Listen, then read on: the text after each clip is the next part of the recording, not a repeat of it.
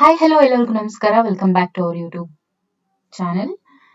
ಇವತ್ತಿನ ಕ್ಲಾಸಲ್ಲಿ ನಾವು ಬೆಳಕು ಪ್ರತಿಫಲನ ಮತ್ತು ವಕ್ರೀಭವನ ಈ ಒಂದು ಟಾಪಿಕ್ಗೆ ಸಂಬಂಧಪಟ್ಟಂತೆ MCQs ನ ನೋಡ್ತಾ ಹೋಗೋಣ. ಮೊದಲನೇ ಪ್ರಶ್ನೆ, ಕಾರ್ಟೇಸಿಯನ್ ನಿಯಮದಂತೆ ಈ ಕೆಳಗಿನ ಯಾವ ಹೇಳಿಕೆ ತಪ್ಪಾಗಿದೆ? ನೋಡಿ, ಕಾರ್ಟೇಸಿಯನ್ ನಿಯಮದಂತೆ ಯಾವ ಹೇಳಿಕೆ ತಪ್ಪಾಗಿದೆ ಅಂತ ನಾವಿಲ್ಲಿ ಗುರುತಿಸಬೇಕು.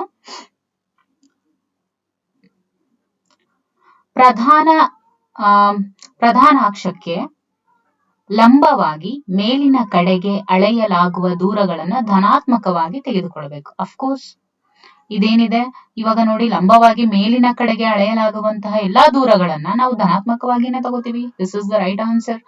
ಪ್ರಧಾನಾಕ್ಷಕ್ಕೆ ಲಂಬವಾಗಿ ಕೆಳಗಿನ ಕಡೆಗೆ ಅಳೆಯಲಾಗುವಂತಹ ದೂರಗಳನ್ನ ಋಣಾತ್ಮಕವಾಗಿ ತೆಗೆದುಕೊಳ್ಳಬೇಕು. This is also right answer. ಮೂಲ ಬಿಂದುವಿನ ಬಲಭಾಗದಲ್ಲಿನ ಎಲ್ಲಾ ಅಳತೆಗಳನ್ನ ಧನಾತ್ಮಕವಾಗಿ ತೆಗೆದುಕೊಳ್ಳಬೇಕು. ಅಫ್ಕೋರ್ಸ್ ನೋಡಿ, ಬಿಂದುವಿನ ಬಲಭಾಗದಲ್ಲಿನ ಎಲ್ಲಾ ಅಳತೆಗಳನ್ನು ಕೂಡ ಧನಾತ್ಮಕವಾಗಿನೇ ತಗೊಳ್ಳೋದು. So this is also right answer. ಪ್ರಧಾನ ಅಕ್ಷಕ್ಕೆ ಸಮಾಂತರವಾಗಿರುವ ಎಲ್ಲಾ ದೂರಗಳನ್ನ ನೋಡಿ, ಸಮಾಂತರವಾಗಿರುವಂತಹ ಎಲ್ಲಾ ದೂರಗಳನ್ನ ಪ್ರಧಾನ ಸಂಗಮದಿಂದ ತೆಗೆದುಕೊಳ್ಳಬೇಕು ಅಂತ ಏನಿದೆಯಲ್ಲ, this is the wrong answer. ತಪ್ಪಾದ ಉತ್ತರ ಯಾವುದು? D is the wrong answer. Okay, ಮುಂದಿನ ಪ್ರಶ್ನೆ, ನೀರು, ಆಲ್ಕೋಹಾಲ್, ಸೀಮೆಎಣ್ಣೆ ಮತ್ತು ಮಂಜುಗಡ್ಡೆಗಳ ವಕ್ರೀಭವನ ಸೂಚ್ಯಂಕಗಳು ಕ್ರಮವಾಗಿ 1.33, 1.36, 1.44 ಅಂಡ್ 1.31 ಆದ್ರೆ ಈ ಕೆಳಗಿನ ಚಿತ್ರದಲ್ಲಿ ತೋರಿಸಲಾದಂತಹ AB ಕಿರಣವು ಏನಾಗಿದೆ? ಇದಾಗಿದೆ ಅಂತ ಇದೆ. ಓಕೆ, AB ಕಿರಣವು ಇದಾಗಿದೆ ಅಂದ್ರೆ ಇಲ್ಲಿ AB ಇದು A ಅಂಡ್ ಇದು ನೋಡಿ, ಕ್ರಮವಾಗಿ ಏನ್ ಹೇಳಿದರೆ, ನೀರಿಂದು ಇದು ನೀರು 1.33, ಆಮೇಲೆ 1.36 ಇದು ಆಲ್ಕೋಹಾಲ್. ಓಕೆ, ಇದ್ರ ನಂತರ ಸೀಮೆ ಎಣ್ಣೆ ಕೆರೋಸಿನ್, ಇನ್ನು ಇದು ಮಂಜುಗಡ್ಡೆ. ಓಕೆ, 1.33 ಅಂದ್ರೆ 1.33, 1.36, 1.44 ಮತ್ತೆ 1.31 ಇದೆ. ಹಾಗಾದ್ರೆ ಈ ಚಿತ್ರದಲ್ಲಿ ತೋರಿಸಲಾಗಿರುವಂತಹ AB ಕಿರಣ ಯಾವುದು ಅಂತ ಕೇಳಿದರೆ, ಇಲ್ಲಿ ನೋಡಿ ಯಾವ್ದು ಜಾಸ್ತಿ ಇದೆ, ಇಲ್ಲಿ ಯಾವ್ದು ಹೈಯೆಸ್ಟ್ ಯಾವ್ದಿರೋದಿಲ್ಲಿ? 1.44 ಹೌದಲ್ವಾ? ಯಾವ್ದ್ರದ್ದು ಸಾಂದ್ರತೆ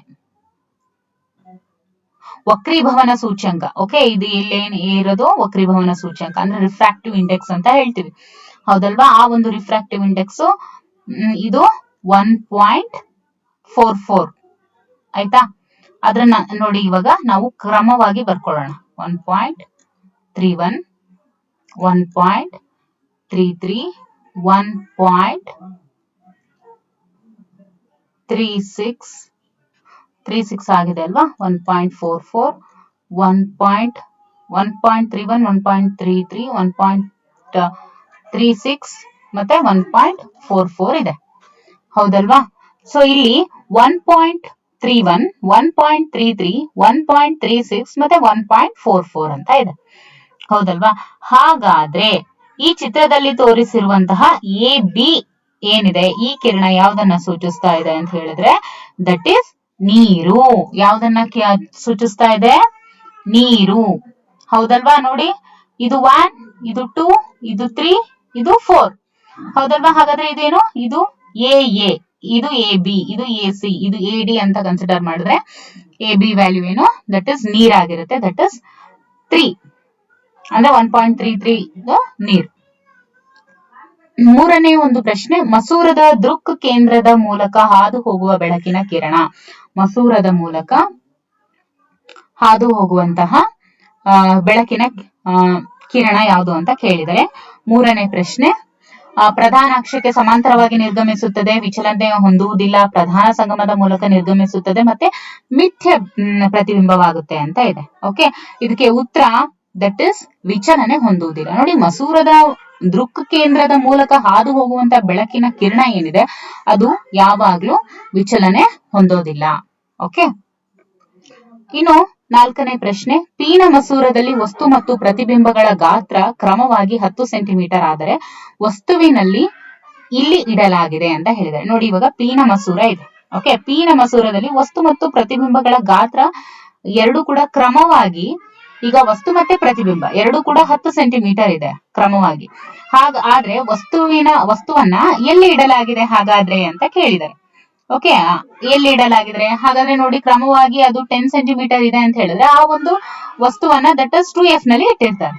ಓಕೆ, ನೆಕ್ಸ್ಟ್ ಒಂದು ಮಸೂರದ ವರ್ಧನೆಯನ್ನು m +2. ಓಕೆ, m +2 ಎಂದು ಬರೆದರೆ ಅದರ ಅರ್ಥ ವಸ್ತು ಪ್ರತಿಬಿಂಬಕ್ಕಿಂತ ದೊಡ್ಡದು, ಚಿಕ್ಕದು, ಸಮಾನ ಗಾತ್ರ ಎಲ್ಲವೂ ಅಂತ ಇದೆ. ಓಕೆ, ಉತ್ತರ ಏನು? ದಟ್ ಇಸ್ ವಸ್ತು ಯಾವಾಗ್ಲೂ ಏನಾಗಿರುತ್ತೆ? ಚಿಕ್ಕದು. ಒಂದು ಮಸೂರದ ವರ್ಧನೆ m +2 ಆಗಿದ್ದಾಗ ಅದರ ಅರ್ಥ ವಸ್ತು ಪ್ರತಿಬಿಂಬಕ್ಕಿಂತ ಚಿಕ್ಕದಾಗಿದೆ ಅಂತ ಅದರ ಅರ್ಥ. ಮಸೂರ ಸಾಮರ್ಥ್ಯದ ಅಂತಾರಾಷ್ಟ್ರೀಯ ಏಕಮಾನ ಯಾವುದು? ನೋಡಿ, ಮಸೂರ ಸಾಮರ್ಥ್ಯದ ಅಂತಾರಾಷ್ಟ್ರೀಯ ಏಕಮಾನ ಡಯಾಪ್ಟರ್ ಅಂತ ಹೇಳ್ತೀವಿ. ಓಕೆ, ಇನ್ನು ಒಂದು ಮಸೂರದ ಸಂಗಮ ದೂರ ಸಾಮರ್ಥ್ಯಕ್ಕೆ ಸಮವಾಗಬೇಕಾದ್ರೆ ಸಂಗಮ ದೂರದ ಬೆಲೆ ಎಷ್ಟಿರ್ಬೇಕು ಅಂತ ಕೇಳಿದ್ದಾರೆ. ಸಂಗಮ ದೂರದ ಬೆಲೆ 1 ಆಗಿರುತ್ತೆ. ಎಷ್ಟಾಗಿರುತ್ತೆ? ಸಂಗಮ ದೂರದ ಬೆಲೆ 1 ಆಗಿರುತ್ತೆ. ಈ ಮಸೂರವು ಯಾವಾಗ್ಲೂ ಮಿಥ್ಯ ನೇರ ಪ್ರತಿಬಿಂಬವನ್ನು ಉಂಟು ಮಾಡುತ್ತೆ. ಯಾವ ಮಸೂರ ಮಿಥ್ಯ ಮತ್ತು ನೇರ ಪ್ರತಿಬಿಂಬವನ್ನ ಉಂಟು ಮಾಡುತ್ತೆ? ನಿಮ್ನ ಮಸೂರನ, ಪಿ ನ ಮಸೂರನ, ಎರಡೂನ ಅಥವಾ ಯಾವುದು ಅಲ್ವಾ? ಎಸ್, ನಿಮ್ನ ಮಸೂರ ಏನಿದೆ ಯಾವಾಗ್ಲೂ ಮಿಥ್ಯ ಮತ್ತು ನೇರ. ಓಕೆ, ಅಂದ್ರೆ ವರ್ಚುವಲ್ ಮತ್ತೆ ಎರೆಕ್ಟ್ ಅಂತ ಕರಿತೀವಿ. ಓಕೆ, ಅದನ್ನೇನಂತ ಕರಿತೀವಿ? ಕಾನ್ವೆಕ್ಸ್ ಅಂತ ಕರಿತೀವಿ.